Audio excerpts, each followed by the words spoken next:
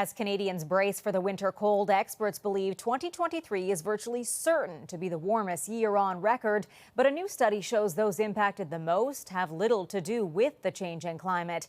CTV's Colton Prale on why some experts say billionaires are bursting the climate bubble.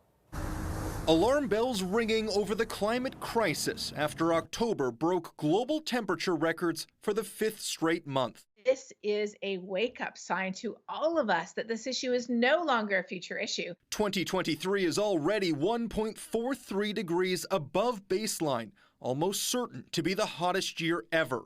A new Oxfam report shows it's billionaires driving climate change. We looked at just the top 1% and found that the carbon heating emissions of that group was enough to lead to another 1.3 million deaths over the course of this century. In 2019, the top 1% were responsible for 16% of global emissions, the same amount as the poorest two-thirds of humanity, roughly 5 billion people. And liftoff. One Canadian company is hoping to get a better picture of just how bad those emissions can be, launching a first-of-its-kind satellite that tracks carbon dioxide emissions around the globe.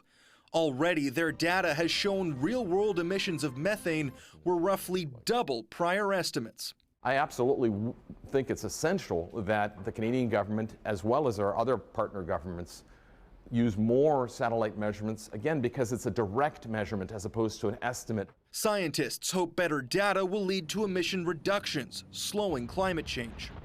Every tenth of a degree saves someone's house from flooding, someone's crops from being lost, someone from suffering heat exhaustion, having to go to the hospital, or even worse.